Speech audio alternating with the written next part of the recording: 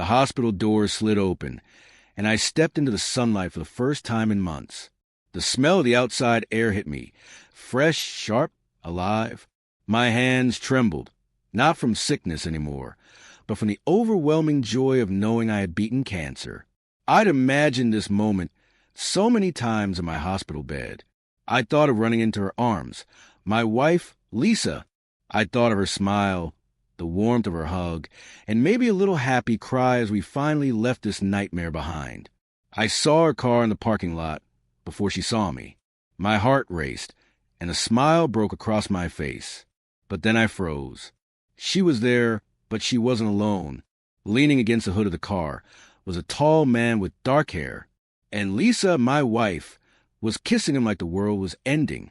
Her hands tangled in his hair, his arms locked around her waist. It wasn't a small, friendly kiss. It was deep, passionate. The kind of kiss you give someone you've missed for a long, long time. Something inside me cracked. My mind couldn't process it. The joy of being alive turned to a cold, bitter fire in my chest. Months of pain, surgeries, chemo. All those nights when I thought she was at home praying for me. And this is what she was doing? I didn't call her name. I didn't run to her. I didn't even cry. I just stood there, my hospital bracelet still on my wrist, watching them, memorizing the scene. The way her lips curled into a smile when they pulled apart. The way she touched his cheek, like I had once dreamed she would touch mine again. I swore in that moment she would regret this, and I wasn't going to confront her right there. No, that would be too easy for her. I wanted her to feel every ounce of betrayal, every second of fear, every tear I cried alone in a hospital bed. The parking lot was silent, except for the sound of my own heartbeat. I took a step forward. 3 months earlier, I thought my life was ending. The doctor's voice had been soft, like he was trying not to startle me, but the words still felt like they hit with a hammer. It's stage 3, Michael. We need to start treatment immediately. I was 38 years old, a warehouse supervisor, and had never spent more than a couple days in a hospital. Suddenly, I was facing months of chemotherapy and surgery. Lisa had squeezed my hand so tight that day, I thought my bones would snap. "We'll get through this," she whispered. I believed her. The first few weeks were hell. The nausea, the weakness, the feeling of my body betraying me. It was more than I'd imagined. But every time I opened my eyes, Lisa was there. She brought me food I barely touched. She read to me when I was too tired to talk. She brushed my hair back and told me I was strong. It was those moments that kept me going. I thought she was my anchor. Then, slowly, little things started to change. She came to the hospital less often. Some days, she'd say work kept her late. Other days, she said she was too tired or feeling sick herself. I didn't want to be selfish. She had her own life, her own struggles, but the absence was like a cold draft in the room. At night, lie alone, I would scroll through our old pictures on my phone. Vacations, birthday parties, selfies we took for no reason. I told myself this was just a rough patch. I told myself she still loved me.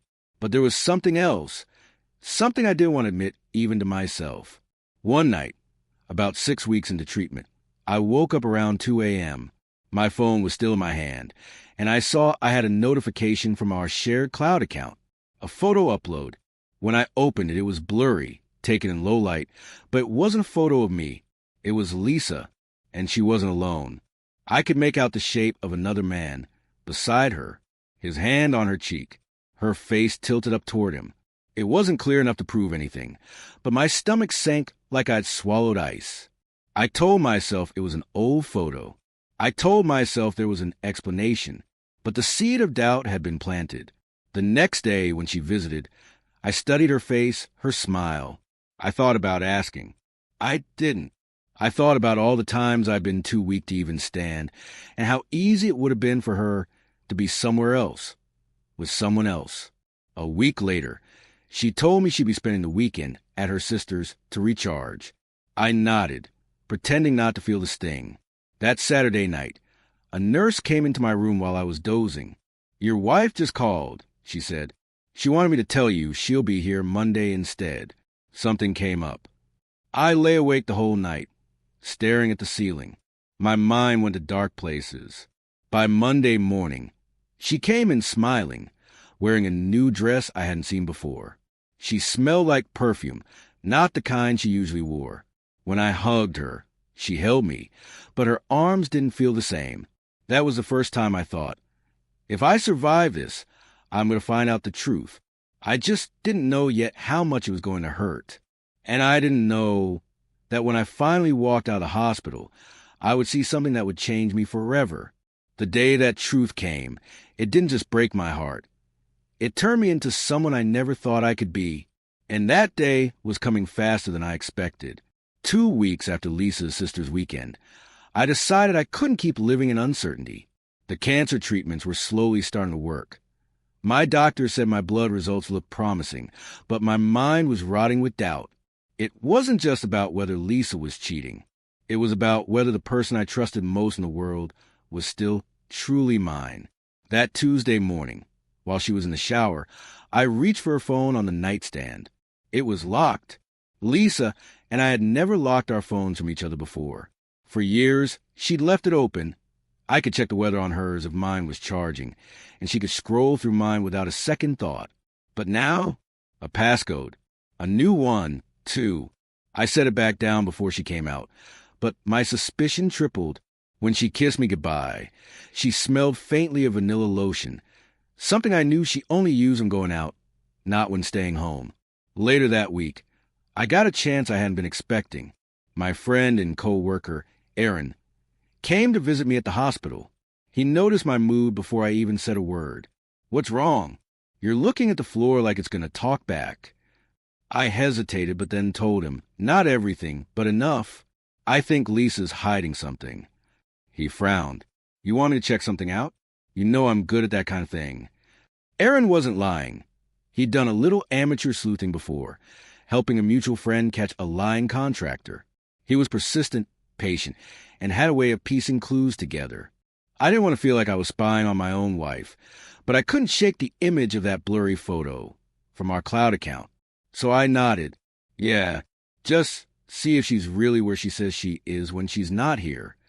Aaron agreed without hesitation. The next few days were quiet. Lisa visited twice, short visits, claiming she was overwhelmed with work. On Friday night, she called to say she'd be staying at her sister's again for girl time. That was Aaron's cue. The following evening, Aaron came by my hospital room, his face tense. "She's not at her sister's," he said quietly. "She's at the Willow, that wine bar on 7th Street. And she's not alone." My mouth went dry. "Who?" He pulled out his phone and showed me a photo he'd taken from across the street. It was grainy, but clear enough to see Lisa sitting at a table with the same tall man from the blurry cloud photo. They were leaning close, laughing like they'd known each other forever. I felt something in me sink, but at the same time, something else lit up. I wasn't imagining it. I wasn't paranoid. But knowing didn't feel as satisfying as I thought it would. It felt like swallowing a mouthful of nails. Aaron put a hand on my shoulder. "You wanted to follow them?" I thought about it, and then shook my head. "No, not yet. I don't want her to know I'm on to her.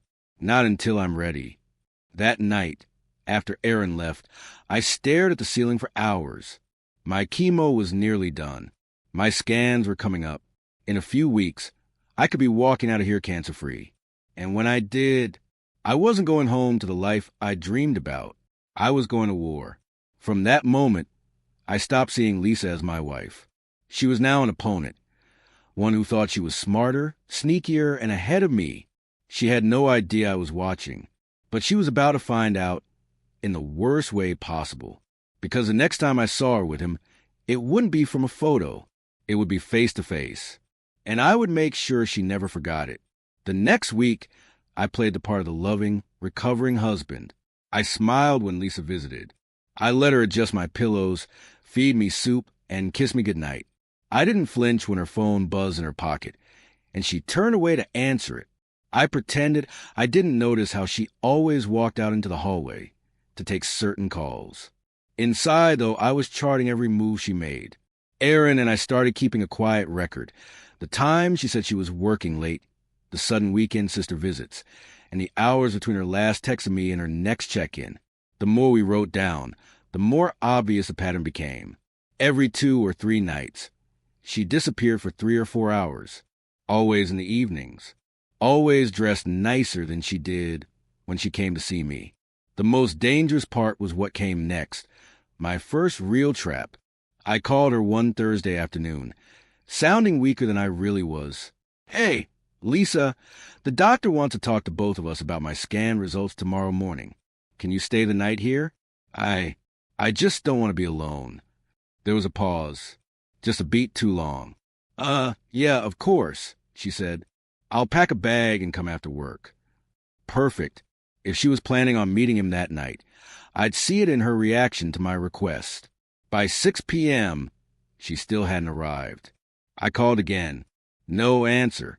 I waited 30 minutes, called again. This time, she picked up, sounding slightly breathless. "Sorry, babe, I'm on my way now. Got stuck in traffic." Erin, who was parked near the Willow Bar, texted me a minute later. "Erin, she's here." Same guy. I clenched my fist around the phone. When she finally walked into my hospital room an hour later, carrying a bag of overnight things, she smelled faintly of wine. "Traffic, huh?" I said casually. She smiled too wide. "Yeah, it was a nightmare." I didn't push. Not yet. The whole night, I lay in my bed while she sat in the visitor's chair, scrolling through her phone, occasionally glancing up to ask how I was feeling. I could see her mind was somewhere else. By morning, she was up early, saying she needed to run home to grab a few things before the doctor came. Erin confirmed she didn't go home. She went straight to an apartment complex across town where the tall man lived. That was the closest I'd ever come to saying something out loud, but I swallowed the words. I needed her guard to stay down, because my plan was forming fast. If I really wanted her to pay, not just feel guilty, but truly crumble, I couldn't just catch her in the act. I had to choose the moment that would rip her world apart. That moment would be when she least expected it. When she thought I was too weak, too broken to fight back. That moment would be the day I walked out of the hospital. And until then, I would keep smiling. I just didn't realize yet. She was starting to suspect I knew something. Because the next move she made was the boldest yet, and it almost blew everything. It started with a surprise visit. A week after my little overnight test, Lisa showed up at the hospital in the middle of the afternoon, no warning, no call ahead. She walked in with a grocery bag of my favorite snacks and a bright smile that didn't reach her eyes. "Thought I'd drop by," she said, setting the bag down. "You're always saying you miss real food." She kissed me on the forehead, but something about the way she looked at me was searching, like she was checking for a reaction. I kept my voice steady. "This is nice. What made you think of it?" She shrugged. "You've been quiet lately. Distant. I just want to make sure you're okay." That's when it hit me. She was testing me. Maybe Erin had been spotted. Maybe she'd noticed I was asking more questions. Or maybe, deep down, she could feel the shift in the air between us. I smiled and lied. "I'm fine. Just tired. Chemo does that to you, you know." She studied my face for a long moment, then nodded slowly. The rest of the visit was small talk, but her eyes never really left mine. It felt like we were both acting in a play, smiling while trying to read the other's lines in advance. After she left, I called Erin. "She's on to me. What do you want to do?" I paused. I think I have to move faster. Because here was the danger. If Lisa suspected I was catching on, she might start covering her tracks. She might get rid of evidence. She might even decide to disappear before I could do anything. I wasn't going to let that happen. So I stepped up my plan. That weekend, Erin managed to get clearer photos of Lisa and the tall man, at a park this time, sitting on a bench, their hands linked like high school sweethearts. The photos made me feel two things at once: a deep, burning anger and a strange, icy calm. This wasn't just cheating. This was a second life. A world she had built that didn't include me. I knew now what I wanted the final scene to look like. The day I left the hospital, I imagine it over and over. Me walking out, looking stronger than she expected, walking straight past her without a word, then dropping the evidence at her feet. So the other man could see it. Humiliate her. Break her. Let him see the kind of liar she really was. But fate has a twisted sense of humor. The following Wednesday night, Lisa came to visit, and she brought him. She didn't introduce him as her lover. No, she introduced him as Mark, an old friend who wanted to meet you. I sat there in my hospital bed, hooked up 2 and 4, shaking his hand while my blood boiled. His grip was firm, his smile just shy of smug. I don't know what she brought in to taunt me or to see if I'd react, but one thing was clear. She was daring me to say something. I didn't. I smiled, thanked him for coming, and let them leave together. But as the door closed, I whispered to myself, game on. From that moment, there was no going back. Because now, it wasn't just about catching her. It was about destroying her in front of him. And the next move would bring us closer to that parking lot moment than I could have imagined. 2 weeks before my final scan, I had the plan fully mapped out. Aaron and I worked out every detail. The idea was simple. I'd tell Lisa I was being discharged on a certain day. She'd expect to pick me up alone, the way any loving wife would. But I'd arrange it so she'd arrive with him, and I'd be ready. The trap hinged on timing and surprise. I called Lisa one afternoon. Good news, I said, injecting as much excitement into my voice as I could fake. Doctor says if my skin looks good next week, I can finally go home. They'll probably release me Friday. Her voice perked up. Oh, that's amazing. I'll be there to take you home. I pretended not to notice the slight hesitation before she said it. The same evening, Aaron shadowed her again. She was with Mark, the tall man, eating dinner at a quiet little bistro downtown. From their body language, it was obvious she had no idea the storm was coming. The plan was locked, until something happened that almost shattered it. The following Monday, my doctor came into the room with a serious expression. Michael, we've moved up your scan to Wednesday morning. If it looks good, we'll discharge you that day. My stomach tightened. Wednesday? That gave me barely 2 days to prepare. And if I called Lisa to tell her the date had changed, she might suspect something. Aaron's advice was blunt. Don't tell her until the morning of. Make it seem sudden, like they just told you. That way, she won't have time to adjust her schedule or come alone. That night, I barely slept. My mind was racing, imagining every way this could go wrong. But something else was gnawing at me. I'd been telling myself I was doing this for justice, for revenge. But deep down, there was another ugly truth. Part of me wanted to see her face crumble when she realized I knew. I wanted her to feel small. Wednesday morning arrived. My scan came back clean. I was officially cancer-free. The relief hit me like a wave, but it was quickly replaced by the cold, focused anger I'd been carrying for weeks. I texted Lisa. Me. Just got my results. They're letting me go today. Can you come? Her reply was quick. Lisa, of course. I'll be there soon.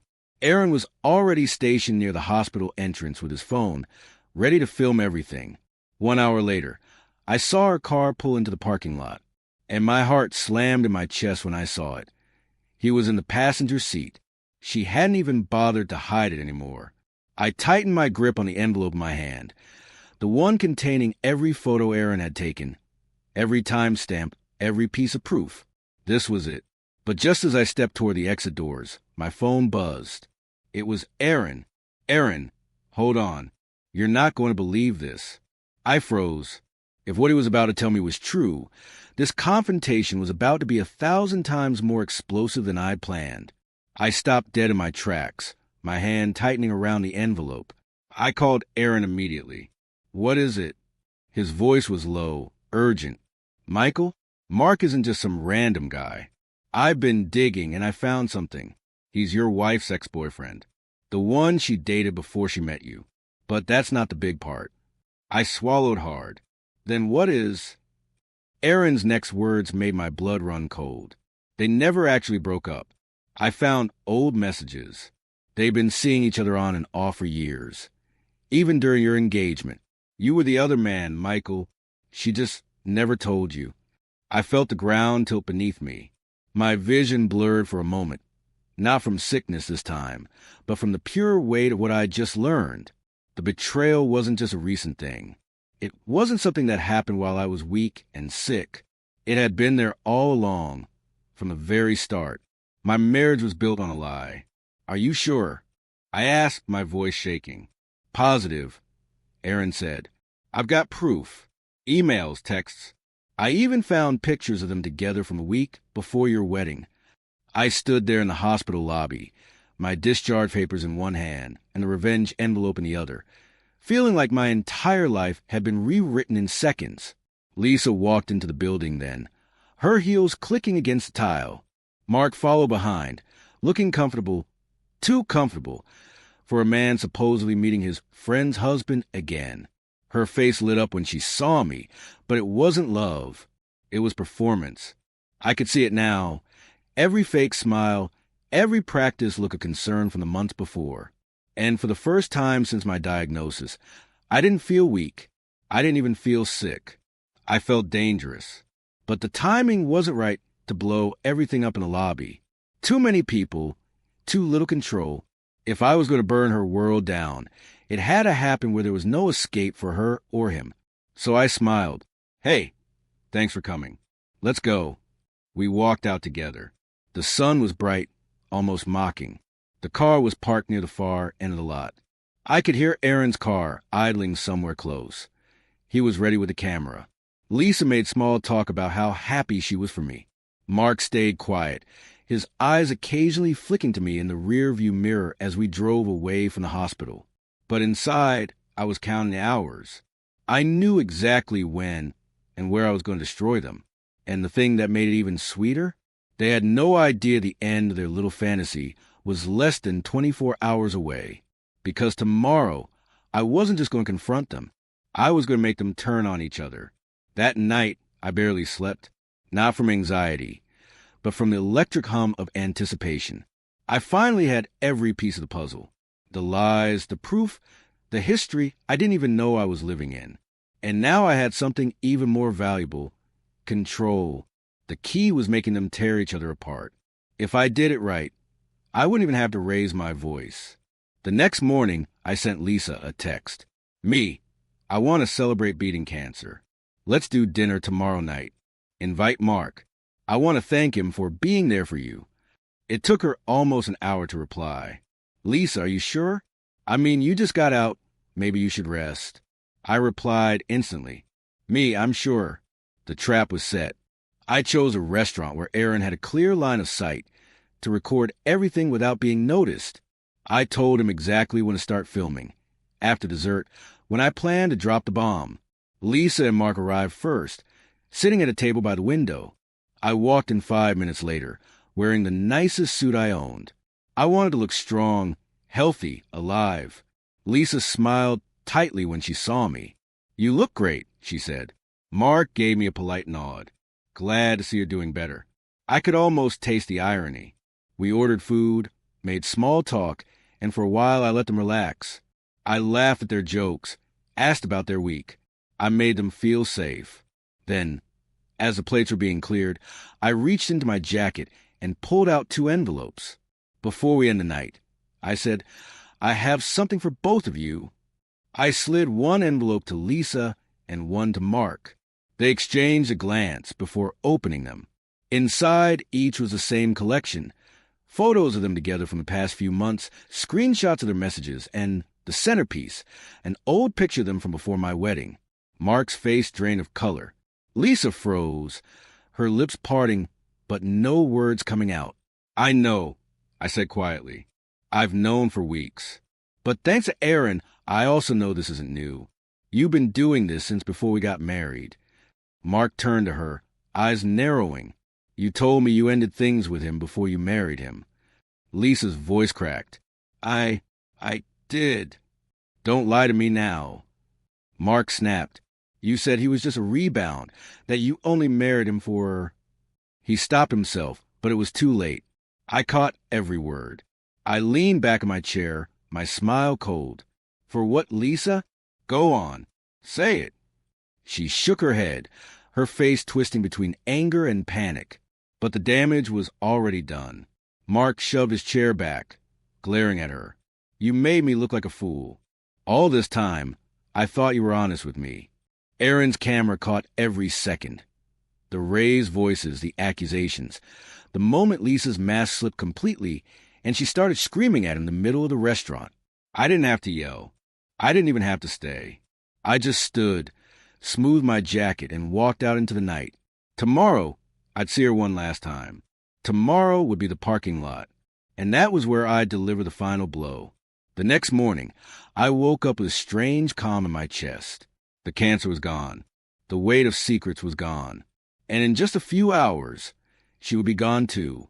I arranged it so Lisa would be the one picking me up from the hospital for a final follow-up.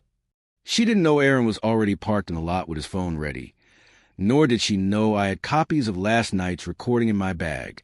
When the nurse wheeled me toward the sliding glass doors, my heart started pounding, not from nerves, but from satisfaction. The sunlight hit my face as I stepped outside, and there she was, leaning against the car, sunglasses on, phone in hand, and Mark.